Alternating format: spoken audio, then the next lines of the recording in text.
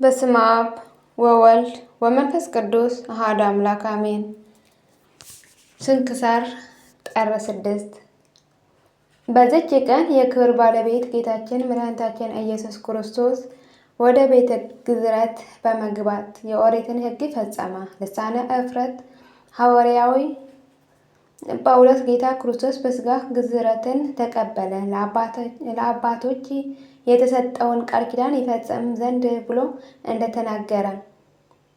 ለብዙዎች ጌታችን ወደ ቤተ ግዝረት እንዳልገባና እንዳልተገረዘ ይመስላችሁ ነበር። እነርሱ እንዳሰቡት ሆኖ ቢሆን ኖሮ አይሁድ ታላቅ ምክንያት የሚያገኙ በሆኑ ነበር። ጌታችን ግን የግዝረትን ሕግ ፈጸመ። ለእኛ በግዝረት ፋንታ የክርስትና ጥምቀትን ሰጠን። የፋሲካውን ቂጣ በላ፣ በእርሱም ፋንታ ሥጋውና ደሙን ሰጠን። የከበረ ወንጌል 8ኛው ቀን በተፈጸመ ጊዜ ሕፃኑን ሊገርዙት ወሰዱት። ሳትጸንሰው መልአኩን እንዳወጣለት ስሙን ኢየሱስ አሉት እንዳለ ለንጽሕት ድንግል እመቤታችን ማርያም ጻድቅ አረጋዊ ዮሴፍ እንደ ሕጉ ልጄን እንዲገርዙና ስሙንም እንድሰማየው ብለህ የሆነውን ገራዥ ሰው አምጣልኝ አለችው። ዮሴፍም ሄዶ የሚገርዝ ባለሙያ አመጣ። ያ ባለሙያ ሕፃኑን ጌታችን ኢየሱስ ክርስቶስ በእናቱ በንጽሕት ድንግል ማርያም ክንድ ላይ አየው። እንድገርዘው ሕፃኑን በጥንቃቄ ያዙት አላቸው። ሕፃኑ ጌታችን ኢየሱስም መልሶ እንዲህ አለው፣ ባለሙያ ገራዥ ሆይ ደሜ ሳይፈስ ትገርዘኝ ዘንድ ትችላለህን? በዚያች ዕለት ካልሆነ በቀር ደሜ አይፈስምና ጎድኔን በጦር ሲወጉኝ ያን ጊዜ ውሃና ደም ይፈሳል። ለአዳምና ለሚያምኑ ልጆቹ መድኃኒት ይሆናል። የክብር ባለቤት ጌታችን ኢየሱስ ክርስቶስ የተናገረውን ያ ባለሙያ በሰማ ጊዜ አደነቀ። ዕቃውንም ሰብስቦ ተነስቶ ከሕፃኑ ጌታ እግር በታች ሰገደ። ያን ጊዜ ምላጮቹ በእጆቹ ላይ ቀልተው እንደ ውሃ ሆነው የከበረች ድንግል እመቤታችን ማርያም ከሴቶች ተለይተሽ አንቺ የተባረክሽ ነሽ፣ የማኅፀንሽ ፍሬ የተባረከ ነው። ይህ ልጅሽ ስለ እርሱ ነቢያት ትንቢት የተናገሩለት የሕያው እግዚአብሔር ልጅ ነው አላት። ሕፃኑም ለዚያ ባለሙያ ዳግመኛ መልሶ እንዲህ አለው፣ እኔ ነኝ ትገርዘኛለህን?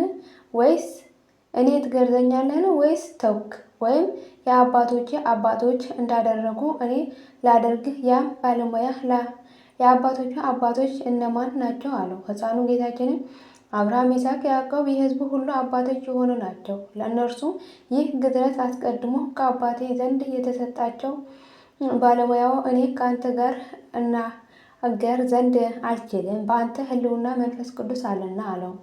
በዚያም ጊዜ ሕፃኑ ጌታችን ዓይኖቹን ወደ ሰማይ አቅንቶ አባት ሆይ ለአብርሃም፣ ለይስሐቅ፣ ያዕቆብ አስቀድሞ ግዝረትን የሰጣቸው ያቺ ግዝረት ዛሬ ለእኔ ስጠኝ አለ። ያን ጊዜ ያለ ሰው እጅ በሕፃኑ ሥጋ ላይ ግዝረት ተገለጠች። ድንግልናዋ ሳይለወጥ ከድንግል ማኅፀን እንደ መውጣቱ የጌታችን ግዝረት የማይመረመር ሆነ። እንዲሁም ወደ ሐዋርያው በተዘጋ አዳራሽ መግባቱና መውጣቱ እንደማይመረመር እንዲሁም እንደ ፈቀደ ከረቀቀ ጥበቡ ችሎታውን በመገረዝ ከሥጋው ምን ሳይቆረጥ ገለጠ። አዳምና ልጆቹ ያድናቸው ዘንድ በፈቃዱ ከጎኑ በመስቀል ላይ የሚፈሰው ደምና ውሃ ካልሆነ በቀር ብዙም ሆነ ጥቂት ሊሆን አይችልም። እርሱም በፈቃዱ ሕጉን እንዲፈጽም አስቀድሞ አዘዘ እንጂ። ያም ባለሙያ ገራዥ ይህ ተአምር ባየ ጊዜ የሕፃኑን ነገር በሰማ ጊዜ እጅግ አደነቀ። የክብር ባለቤት ከሆነ ከጌታችን ኢየሱስ ክርስቶስ እግር በታች 3 ጊዜ ሰገደና በእውነት አንተ የእግዚአብሔር ልጅ የእስራኤል ንጉሥ ነህ አለው። ከዚህም በኋላ ከጌታችን ኢየሱስ ክርስቶስ ከተአምራቱ ያየውና የሰማውን የተናገረውን ወደ ቦታው ሄዶ ለእርሱም ለጌታችን ከችሩ አባቱ ጋራ ማሕያዊ ከሆነ ከመንፈስ ቅዱስ ጋር ምስጋና ስግደትም ይሁን ዛሬም ዘወትርም ለዘላለሙ አሜን። ዳግመኛ በዚህች ቀን የአባታችን የኖኅ የዕረፍቱ መታሰቢያ ነው። እርሱም ከአባቶች አዳም 10ኛ ትውልድ ነው። እርሱም ከታናሽነቱ ጀምሮ ኃጢአትን እንደሚበዛ ክፋትንም እንደሚሞላ ደጋጎች እንደሚያነሱ ሥጋ የለበሰ ሁሉ በጥፋት ውሃ እንደሚደመሰስ አምላካዊ ምስጢርን የሚያይ ሆነ። ስለዚህም ፊቱ የተቋጠረ ሆኖ ፈጽሞ ያለቅስ ነበር። 500 ዓመታትም ድንግልናውን ጠብቆ በእግዚአብሔር ትእዛዝ ለአባታችን አዳም ሥጋ ሲያገለግል ኖረ። ከዚህም በኋላ ሚስት እንዲያገባ ጌታ አዘዘው። ሥጋ የለበሰ ሁሉ እንደሚደመሰስ ከእርሱ ዘር በቀር የሚተርፍ እንደሌለ ነገረው። የአቡዜር ልጅ የሆነች ሀይከል የምትባል ሴት አገባ። ወደ እርሷም 3 ጊዜ ገባ። ሴም፣ ካም፣ ያፌት ወለዳቸው። ከዚህም በኋላ እግዚአብሔር ኖኅን እንዲህ አለው፣ ከዚህ ከደብር ቅዱስ እንጨቶችን ቁረጥ፣ ከደብረ ቅዱስ እንጨቶችን ቁረጥ። 4 ማዕዘን አድርገህ ለአንተ መርከብ ስራ። ውጭዋንና ውስጧንም የዶሮ ማርና ሙጫ ለቅልቃት አለው። አቆልቋይዋን 3 ሞቶ ወርደዋን 50 ቁመቷ 30 ክንድ አድርገህ ስራ አለው። ለዚያችም መርከብ መስኮቶቹ አወጣላት። አንዲት ክንድ ስትቀር ለመጨረሻ በደረሰች ጊዜ በዚያ የጎን ደጃፍ አወጣላት። የአዳራሽነቷም እርከንን ሰራላት። 3 ክፍል አድርገህ ስራት። የመጀመሪያው ክፍል ለአራዊትና ለእንስሳ ይሁን። ሁለተኛው ክፍል ለአዕዋፍና ለተንቀሳቃሽ ሁሉ ይሁን። ሶስተኛው ክፍል ለአንተና ለልጆቹ ከሚስቶቻቸው ጋር ይሁን አለው። ሁለተኛም እንዲህ አለው፣ ከሚመገባቸው መብሎች ሁሉ አስገባ፣ በአንተ ዘንድ አኖር። ለአንተ ለአውሬዎቹ ለእንስሶቹ ሁሉ ምግብ ይሆንልሃል። ከዚህም በኋላ ኖኅ ለርዝመቱ 3 ክንድ ጎኑ 1 ክንድ ተኩል የሆነ የእንጨት ደወል 3 ጊዜ የሚደወልበትን ሰራ። በመጀመሪያ ለሥራ እንዲሰበስቡ፣ ሁለተኛ ለመብል ሲሆን፣ ሶስተኛ ለዕረፍት ነው። ከጥፋት ውሃ ስለ መዳን መርከብን ሲሰራ የቃየል ልጆች ኖኅን አይተው ዘበቱበት፣ እንዲህም አሉ፣ ይህ ሽማግሌ አብዷል። ውሃዎቹ ወደ ተራሮቹ ራስ ይወጣሉ እንዴት ይለናል? ከዚህም በኋላ ኖኅ የአባታችን አዳም ሥጋ ወሰደ። ሴም ወርቁን፣ ካም ከርቤውና ያፌት ዕጣኑን ወስደው ወደ መርከቡ አስገቡት። ኖኅም ወደ መርከቡ ገባ። ሚስቱ፣ ልጆቿና የልጆቿ ሚስቶቹ ከጥፋት ውሃ ለመዳን ከእርሱ ጋር ገቡ። ከንጹሐን እንስሳትና አዕዋፍ ተባዕትና አንስት 7 ንጹሐን ካልሆኑ እንስሳት 2 ሴትና ወንድ አስገባ። ከዚህም በዚያች ቀን ምንጮች ሁሉ ተደነቁ። የሰማይ መስኮቶች ተከፈተ። በምድር ላይ 40 ቀን 40 ሌሊት ዝናብ ሆነ። ውሃውንም ሞልቶ መርከቢቱን አንሳፈፋት፣ ምድሯም ለቀቀች። ውሃውንም በምድር ላይ እጅግ በዛ፣ ከሰማይ በታች ያሉትን ረጅም ተራሮች ሸፈነ። ውሃውንም በላያቸው 15 ክንድ ያህል ከፍ ከፍ አለ። ሥጋ የለበሰ ሁሉ ከአዕዋፍ እንስሳ፣ ከምድር አራዊት ሁሉ፣ በምድር የሚኖር ሰው ሁሉ ሞተ። ውሃውንም በምድር ላይ ሞቶ 50 ቀን እያለ እግዚአብሔር ኖኅን አሰበው፣ ከእርሱ ጋር በመርከብ ውስጥ ያሉትን እንስሶች ሁሉ ነፍስንም በምድር ላይ አመጣ። ውሃውንም ጎደለ፣ የቀላይ ምንጮቹ ተደፈኑ፣ የሰማይ መስኮቶች ተዘጋ፣ ከሰማይ የሚወርደው ዝናብ ቆመ። ውሃውንም እያለቀ ከምድር ይሸሽ ጀመረ። ከሞቱ 50 ቀን በኋላ ውሃው ጎደለ። በመርከቢቱ በ3ኛው ወር በ12ኛ ቀን በ17ኛው ሰረቀ ሌሊት በአራራት ተራራ ላይ አረፈች። ውሃው እስከ 10ኛው ወር ድረስ እየጎደለ ይሄድ ነበር። 11 ወርም በሆነ ጊዜ ከወሩ በመጀመሪያው ቀን የተራራዎቹ ራሶቻቸው ታዩ። ከ40 ቀንም በኋላ ኖኅ የሰራውን የመርከቧን መስኮት ከፍቶ ውሃው ከምድር ላይ ጎድሎ እንደሆነ ያይ ዘንድ ቁራን ላከው። ሄደ፣ ግን ውሃው ከምድር እስከ አለቀ ድረስ አልተመለሰም። ከእርሱ ቀጥሎ ውሃው ከምድር ላይ ጎድሎ እንደሆነ ታይ ዘንድ እርግብ ላካት። እርግቧንም የምታሳርፍበትን ቦታ አላገኘችም። ወደ እርሱ ወደ መርከቡ ተመለሰች፣ ውሃው በምድር ሁሉ ላይ ነበርና። እጁን ዘርግቶ ወደ እርሱ ወደ መርከቡ አስገባት። 7 ቀንም ቆይቶ ዳግመኛ ምድርን ታይ ዘንድ እርግብን ላካት። እርግብም በማታ ጊዜ ወደ እርሱ ተመለሰች፣ በአፏም የዘይት ቅጠል ይዛ ነበር። እነሆም ውሃው ከምድር ላይ እንደ ጎደለ አወቀ። 7 ቀንም ቆይቶ ዳግመኛ ርግብን ላካት። ዳግመኛ ወደ እርሱ አልተመለሰችም። የኖኅም ዕድሜ 301 ዓመት በሆነ ጊዜ በመጀመሪያው የወር መባቻ ውሃው ከምድር ላይ ተቋረጠ። ኖኅም የሠራውን የመርከብ ድፍነት ገለጠ። ጨረቃ ሰረቀ። ባደረገችበት በ12ኛው ቀን በሁለተኛው ወር ምድር ደረቀች።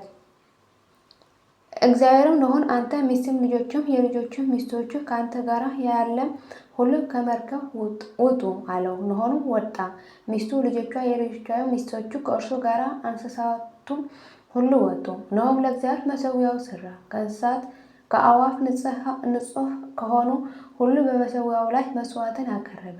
እግዚአብሔርን መልካም መዓዛን አሸተተ።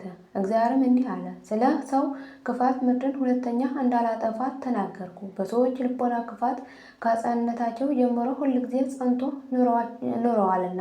ከዚህም በፊት እንዳደረግኩት ሥጋ የለበሰውን በሕይወት ያለውን ሁሉ ዳግመኛ አላጠፋም። ምድር ጸንታ በምትኖርበት ዘመን ሁሉ ዘር፣ መከር፣ ቅዝቃዜና ሙቀት፣ በጋና ክረምት፣ መዓልትና ሌሊት አይቋረጥም። እግዚአብሔርም ኖኅን ልጆቹን ባረካቸው፣ እንዲህም አላቸው፣ ብዙ ተባዙ፣ ምድርም ሙሉአት፣ ግዛት። ከእናንተ ጋር ኪዳኔን አጸናለሁ። እንግዲህ ወዲህ ሥጋ የለበሰ ሁሉ በጥፋት ውሃ አይሞትም። በእናንተና በእኔ መካከል በምድርም መካከል ለመሐላዬ ምልክት አድርጌ ቀስቴን በደመና ውስጥ አኖራለሁ። ከጥፋትም በኋላ ኖኅ ምድርን ይቆፍራት ያርሳትም ጀመረ። የወይን ተክል ተከለ። ወይን ጠጥቶም ሰክሮ በድንኳኑ ውስጥ ተራቆተ። የከነዓን አባት ካም የአባታቸው እርቃን አይቶ ሳቀ። ወደ ውጭ ወጥቶም ለሁለቱ ወንድሞቹ ነገራቸው። ያፌትና ሴም ልብስ ወስደው ሁለቱም በትከሻቸው ላይ አደረጉ። የኋሊት ሄደው የአባታቸው እርቃን ሸፈኑ፣ ፊታቸውም ወደ ኋላ አዞሩ። የአባታቸውም እርቃን አላየው። ኖኅም ከወይኑ ስኳር በነቃ ጊዜ ታናሽ ልጁ ያደረገበትን ሁሉ አወቀ። ኖኅም እንዲህ አለ፣ ከነዓን የተረገመ ይሁን፣ ለወንድሞቹም ተገዢ አገልጋይ ይሁን። የሴም ፈጣሪ እግዚአብሔር ይመስገን። እግዚአብሔርም ያፌትን ሀገር ያስፋ፣ በሴም ቤትም ያድር፣ ከነዓንም አገልጋይ ይሁን። ኖኅም ከጥፋት በኋላ 350 ዓመት ኖረ። የኖኅም መላ ዕድሜው 950 ሆነ፣ በሰላምም አረፈ። ለእግዚአብሔር ምስጋና ይሁን፣ እኛንም በጸሎት ይማረን፣ በረከቱም ከእኛ ጋር ትኖር ለዘላለሙ አሜን።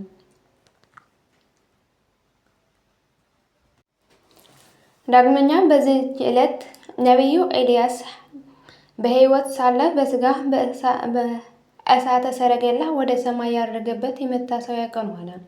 ለፈጣሪው ቀናተኛ የሆነ የዚህም ነቢይ በንጉሥ በአክዓብና አስጸያፊ በሆነች በሚስቱ በኤልዛቤል ስለ ክፉ ስራቸው ሰውነቱ በየዕለቱ ትደክም ነበር። ከዚህም በኋላ መንፈሱ ተበሳጨ። አክዓብንም በዚህ ዓመታት ከአፌ ቃል በቀር ዝናብና ጠል እንዳይወርድ በፊቱ የቆምሁ የእስራኤልና የመላእክት ፈጣሪ እግዚአብሔር ሕያው ነው አለው። የእግዚአብሔርን ቃል ወደ ተስቢያው ወደ ኤልያስ መጥቶ ከዚህ ቦታ ወደ ምስራቅ ሂድ፣ በዮርዳኖስ አውራጃ ባለች በኮራት ከዚያ ወንዝ ተሰወር፣ ከዚያም ወንዝ ውሃን ጠጣ፣ በዚያም ይመግብህ ዘንድ ቆራዎቹ አዛቸዋለሁ አለው። ኤልያስም እግዚአብሔር እንዳዘዘው አደረገ። ሄደም በዮርዳኖስ አንጻር ባለ በኮራት ወንዝ ተቀመጠ። ቆራዎቹም ጠዋት ዳቦን ማታ ስጋን ያመጡለት ነበር። ከዚያም ወንዝ 3 ውሃን ይጠጣል። ከብዙ ወራትም በኋላ ያ ወንዝ ደረቀ፣ ዝናብንም በምድር ላይ አልዘነበም። የእግዚአብሔርን ቃል ወደ ኤልያስ መጣ። ተነስተህ የሲዶና ክፍል ወደምትሆን ወደ ስራፒታ ሄደህ በዚያ ተቀመጥ፣ ድሃን ሴት በዚያ ትመግብህ ዘንድ እነሆ አዝዣለሁ አለው። ተነስቶ ወደ ሰራጵታ ሄዶ ወደ ሀገር አደባባይ መግቢያ ሲደርስ በዚያ እንጨት ስትለቅም አንዲት ድሃ ሴት አገኘ። ኤልያስም በኋላዋ ቆሞ ጠርቶ ጥቂት ውሃ በማሰሮ አምጪልኝ ልጠጣ አላት። እርሷም ልታመጣ ሄደች። ዳግመኛ ከኋላዋ ጠርቶ እግረ መንገድሽን በእጅሽ ቁራሽ እንጀራ አምጪልኝ አላት። ያችም ሴት በማድጋ ካለ እፍኝ ሙሉ ዱቄት በማሰሮም ካለ ከጥቂት ዘይት በቀር እህል እንደሌለኝ ፈጣሪ እግዚአብሔር ሕያው ነው። እነሆም ጥቂት እንጨት እለቅማለሁ፣ ሄጄም ለልጅና ለአንተ አዘጋጃለሁ፣ በልተንም እንሞታለን አለችው። ኤልያስም በእግዚአብሔር እመኚ፣ ሄደሽ እንዳልሽ አድርጌ፣ ነገር ግን ለእኔ አስቀድመሽ ትንሽ አምባሻ ጋገርልኝ አምጪልኝ፣ ለልጅሽና ለአንቺ ግን ኋላ ታደርጊያለሽ አላት። እግዚአብሔር እንዲህ ብለዋልና በምድር ላይ ዝናብን እስኪያዘንብ ድረስ በማድጋሽ ያለ ዱቄትሽም በማሰሮሽም ያለ ዘይትሽ አያልቅም አላት። ያችም ሴት ሂዳ አዘጋጀች። እሷና እሱን ልጇንም በሉ። ከዚህም በኋላ የባለቤቷ የዚያች ሴት ልጅ ታመመ፣ ነፍሱም ከስጋው እስከምትለይ በሽታ ጸናበት። ያችም ሴት ኤልያስ ኃጢአቴን አዘከርህ፣ ልጄ ይሞት ዘንድ ወደ እኔ የመጣህ ነቢይ እግዚአብሔር ሆይ እኔ ከአንተ ምን አለኝ? አንተስ ከእኔ ምን አለህ? አለችው። ኤልያስም ያንን ልጅሽን ስጭኝ ብሎ ከእቅፏ ላይ አንስቶ እሱም ወደሚያድርባት ሰገነት አውጥቶ በአልጋው ላይ አስተኝቶ፣ ኤልያስም ወየውልኝ አቤቱ፣ እኔ በዚያች ድሃ ሴት ዘንድ አድሬአለሁ፣ አንተ ግን ተቆጥተህ ልጇን ገደልክባት። አቤቱ የዚያች ሴት ጩኸትን ስማት አለ። በዚያም ልጁ ላይ 3 ጊዜ እፍ አለበት። እግዚአብሔርም አቤቱ ፈጣሪ የዚህ ልጅ ነፍስ ከስጋው ጋር ተዋህድ ብሎ ለመነው። እግዚአብሔርም የኤልያስን ልመናው ሰማው። የዚያም ልጅ ነፍሱ ከስጋው ጋር ተዋሃደ፣ ዳነ። ይህም ሕፃን ነቢይ ዮናስ እንደሆነ ይነግረዋል። ከዚህም በኋላ እግዚአብሔር ኤልያስን በምድር ላይ ዝናብን አዘንባለሁና ሂደህ ለአክዓብ ተገለጥለት ብሎ አዘዘው። ኤልያስም ወደ አክዓብ ሄዶ፣ አክዓብም ኤልያስን ባየው ጊዜ እስራኤል የምትገለባብጣቸው አንተ ነህን? አለው። ኤልያስም ፈጣሪያችን እግዚአብሔር የተዋችሁትን ሂዳችሁ ጣዖታትን ያመለካችሁ አንተና የአባትህ ወገኖች ናችሁ እንጂ እኔስ እስራኤልን አልገለባበጥኳቸውም አለው። አሁንም ወደ እስራኤል ልከህ ከእኔ ዘንድ ወደ ቀርሜሎስ ተራራ ሰብስባቸው። 450 የሚሆኑ ነቢያት ሐሰት ከኤልዛቤል ማዕድ የሚመገቡ 400 የሚሆኑ በዛፍ ማስገጃ የተሾሙ ነቢያት ሐሰትም ሰብስባቸው አለው። አክዓብም ወደ እስራኤል ሁሉ ልኮ ሁሉንም ወደ ቀርሜሎስ ተራራ ሰበሰባቸው። ኤልያስም ወደ እስራኤል ሁሉ ቀርቦ እንዲህ እግዚአብሔር ፈጣሪ ከሆነ እርሱ አምልኩ፣ ቤል አምላክ ከሆነ እርሱን ተከተሉ። እስከ መቼ ድረስ በሁለት ሴቶቻችሁ ትጠራጠራላችሁ? አላቸው። ኤልያስም ሕዝቡን የእግዚአብሔር ነቢይ እኔ ብቻ ቀርቻለሁና የጣዖቱ ነቢያት 450 በዛፍም መስገጃ የተሾሙት እነሆ 400 ናቸው። 2 ወይፈኖችም ይሰጡን፣ እነርሳቸውም አንዱን መርጠው አርደው በየብልቱ አወራርደው በእንጨቶቹ ላይ ይከመሩት፣ እሳትን ግን አያንድዱ። እኔም 2ኛ ወይፈን አርዳለሁ፣ እሳትንም አላነድም። እነርሱ የጣዖቶቻቸው ስም ይጥሩ፣ እኔም የፈጣሪ የእግዚአብሔር ስም እጠራለሁ። ከእርሱ እሳት ከሰማይ ያወረደ ፈጣሪ ነው አላቸው። ሕዝቡንም መልካም ቃል ተናገርክ ብለው መለሱለት። እነርሱም የመረጡትን በሬ ለአማልክቶቻቸው አስቀድመው መስዋዕትን አቀረቡ፣ ግን የተቀበላቸው የለም። ኤልያስም መስዋዕቱን ባቀረበ ጊዜ ከእግዚአብሔር ታዘዘ። እሳት ከሰማይ ወርዳ መስዋዕቱን፣ እንጨቱን፣ በጉድጓድ ያለ ውሃውንም አቃጠላቸው፣ መሬቱንም ላሰችው። ኤልያስም ሕዝቡን እንዲህ አላቸው፣ ጣዖቱን የሚያገለግሉ ነቢያት ሐሰት ያዛችሁን ከእነርሱ የሚያመልጣቸው አይኖር አላቸው። ሕዝቡንም ነቢያት ሐሰት ያዙ። ኤልያስም ቂሶን ወደሚባል ወንዝ አውርዶ እየወጋ ጣላቸው። ከዚህም በኋላ ዝናብ አዘነበላቸው። ደስ ብሏቸው ምስጉን እግዚአብሔር አመሰገኑ። አክዓብም ለሚስቱ ኤልዛቤል ኤልያስ ያደረገውን ሁሉ አሳፋሪዎች ነቢያቶቹንም በጦር ወግቶ እንደ ገደላቸው ነገራት። ባልኖረባት አንተ ኤልያስ ኑሮህበት፣ አንተ ባትኖርበት እኔ ኤልዛቤል ኑሬበት፣ ነገ ይህን ጊዜ ሰውነትን ከነሳቸው እንዳንዱ ሰውነት ባላደረግኋት የያዘችውን ጥላ አማልክቶቼ እንዲህ ይጣሉኝ እንዲሁም ይገድሉኝ ዘንድ ብላ ወደ ኤልያስ ላከች። ስለዚህም ኤልያስ እጅግ አዝኖ እንዲህ አለ፣ አቤቱ ነቢያቶችህን ገደሉ፣ መስዋዕታቸውንም አፈረሱ። እኔ ብቻዬን ቀርቻለሁ፣ ነፍሴን ሊገድሏት ይሻሉ። እግዚአብሔርም ለጣዖት ያልሰገዱ ለእኔ 7,000 ሰዎች አስቀርቻለሁና አትፍራ። ያንንም ነፍስህ ማንንም ሊወስዳት የሚችል የለም። ነገር ግን በስጋ ሕያው እንደሆንክ ወደ ሰማይ አወጣሃለሁ አለው። አክዓብም ከሞተ በኋላ የሞዓብ ሰዎች አመፁ። አካዝያስም ታሞ በሰማርያ ባለ እልፍኝ ተኛ። ከዚያች በሽታ አድን እሞትም እንደሆነ ወደ አቃሮስ ጣዖት ወደ ዝናቡ ካህን ሄዳችሁ ጠይቁልኝ ብሎ መልእክተኞችን ላከ። እነርሱም ሊጠይቁለት ሄዱ።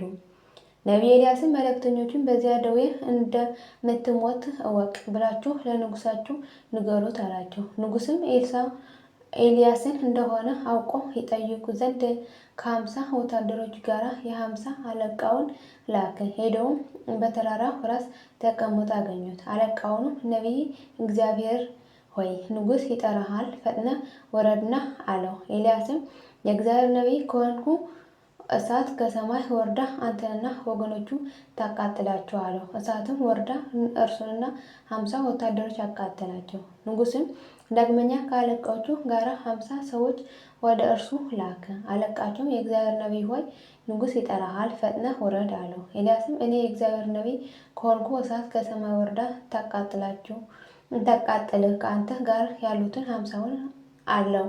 እሳትም ከሰማይ ወርዳ አቃጠላቸው። ከዚህም በኋላ ንጉሥ ሶስተኛ የ50 አለቃ ላከ። እርሱ ግን ወደ ነቢይ ኤልያስ በትሕትና መጥቶ ሰገደለት። የእግዚአብሔር ነቢይ ሆይ ተገዛሁልህ፣ ሰውነቴ በፊትህ ትከብር፣ የዚህም የባሮቹን ሰውነት ትከብር ዘንድ አለው። ኤልያስም ተነስቶ ወረደ፣ ከእሳቸውም ጋራ ወደ ንጉሥ ሄደ። ንጉሥም እንዲህ ብሎ ተናገረው፣ እግዚአብሔር እንዲህ አለ፣ ቃልህን ከጣዖት ትጠይቅ ዘንድ የእስራኤል ፈጣሪ የለምን? ወደ አቃሮን ጣዖት ወደ ዝንቡ ካህን እንዴት ላከ?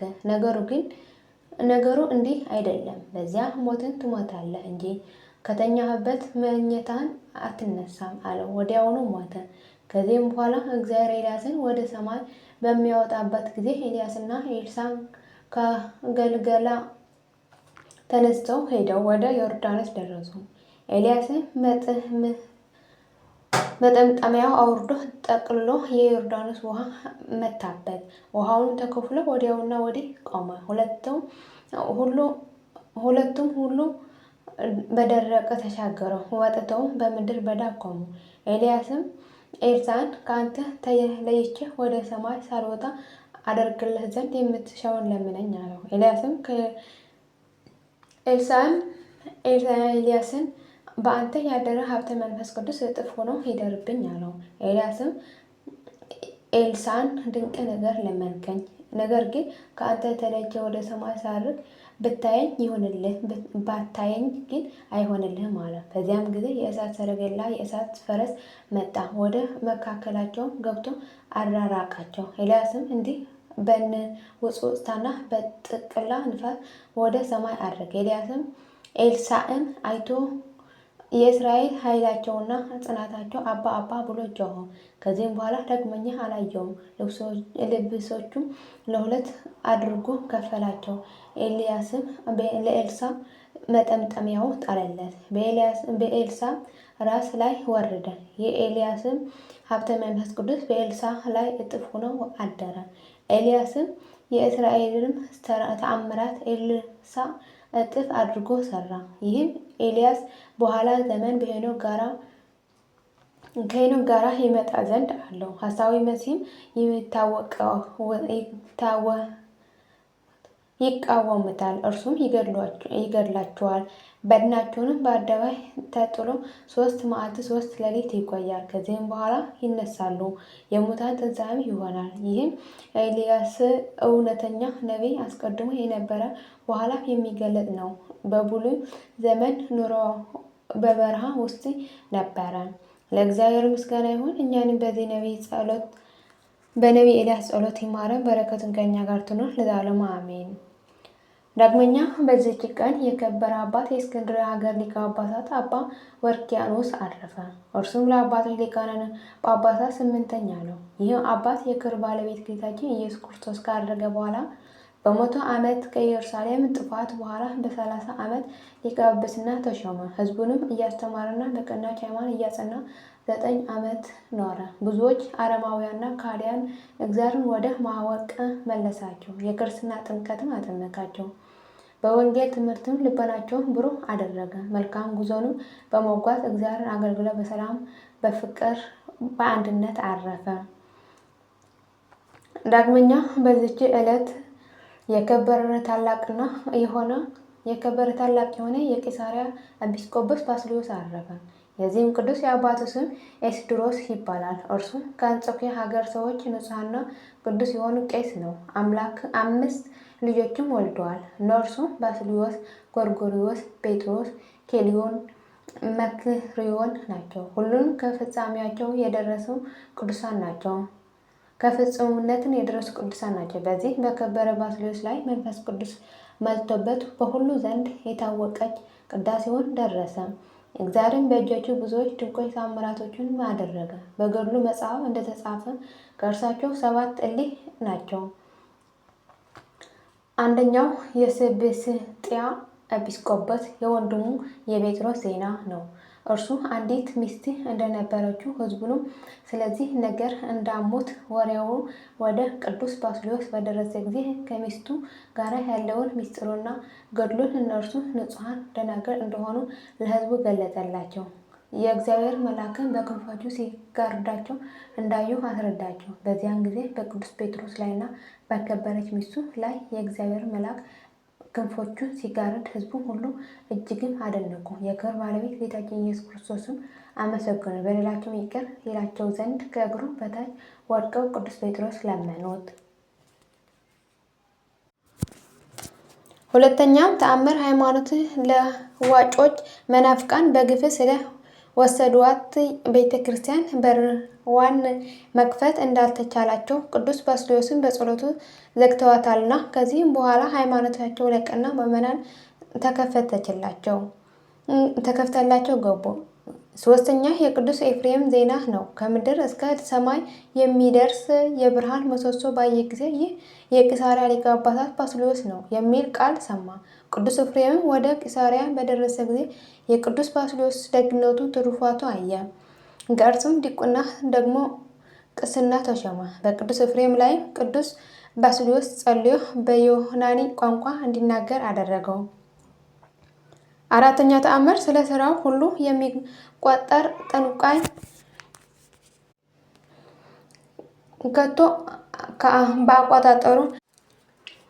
ከቶ በአቆጣጠሩ የማይሳሳት ቅዱስ ባስልዮስን በታመመ ጊዜ የሚሞትበትን ጊዜ አውቆ ይህ ጠንቋይ ጠርቶ መቼ እሞታለሁ አለው። ጠንቋይም ማታ ነፍስ ከስጋ ትለያለች አለው። የከበረ ባስልዮስም እስከ ጠዋት ካልሞትኩ ክርስቲያን ትሆናለህ አለው። ጠንቋዩ አዎን አለ። የከበረ ባስልዮስም የክብር ባለቤት ጌታችን ኢየሱስ ክርስቶስ ለመነውና በዕድሜው ላይ 3 ቀኖችን ጨመረለት። ያም ጠንቋይ አመነ።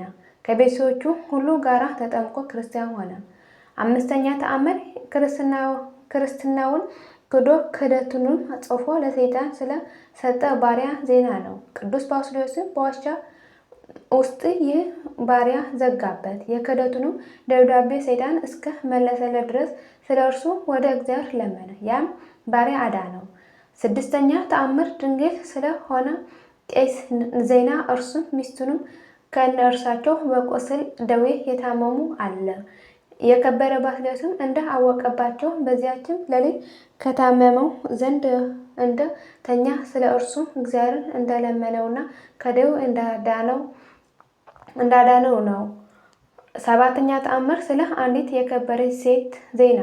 እርሷም ኃጢአቷን ሁሉ ጽፋ በክርታት አሽጋ ኃጢአቷ ሁሉ እስከሚደመሰስ እንዲጸልይላት ቅዱስ ባስልዮስ ለመነችው። ከአንዲት በደል በቀር ኃጢአቶቿ ሁሉ እስከተደመሰሱ ድረስ ጸለየላት። ወደ ቅዱስ ኤፍሬም እንድትሄድ አዘዛት። ቅዱስ ኤፍሬምም ወደ ቅዱስ ባስልዮስ ሳይሞት ፈጥነሽ ተመለሺ፣ የካህናት ሁሉ አለቃ ስለሆነ የሚደመስስልሽ እርሱ ነውና ብሎ ነገራት። በተመለሰችም ጊዜ ሞቶ በአልጋ ተሸክመው ወደሚቀብሩበት ሲወስዱት አገኘችው። መሪር ለቅሶም አለቅሳ ያን ክርታት ከአስክሬኑ ላይ ጣለችው። በደሏም ተደመሰሰላት። ሕዝቡንም ሁሉ ይህ ድንቅ ስራ አይተው እጅግ አደነቁ። ለሚፈሩት ይህን ታላቅ ጸጋ የሚሰጥ እግዚአብሔር አመሰገኑት። ይህም የከበረ ባስልዮስ በዚህ መጽሐፍ ውስጥ ከጻፍነው ሌላ ብዙዎች ድንቆች ታምራቶችን አድርጓል። ብዙዎቹም ተግሳጾችና ድርሳናትን ለመነኮሳትም ትምህርቶችን ደርሷል። ከብሉይ ከሐዲስም አምላካውያን የሆኑ ብዙ መጽሐፍቶችን ተርጉሟል። ስርዓቶቹንም ስራ ሰራ። እነርሱም በሁሉ ቦታ ይገኛሉ። ከዚህም በኋላ በሰላም አርፎ በክብር በብዙ ምስጋና ቀበሩት። ለእግዚአብሔር ምስጋና ይሁን፣ እኛንም በዚህ አባት ጸሎት ይማረን፣ በረከቱን ከእኛ ጋር ትኑር ለዘላለሙ አሜን። ዳግመኛ በዚች ቀን በበረሃ 30 ዘመናት የኖረ አባ ሙሴ አረፈ። እርሱም የቅዱሳን ዜና ከማየቱ የተነሳ አደነቀ። ፊቱም ተለውጦ እንደ እሳት ፋም ሆነ። በረከቱም ከእኛ ጋር ትኖር ለዘላለሙ አሜን።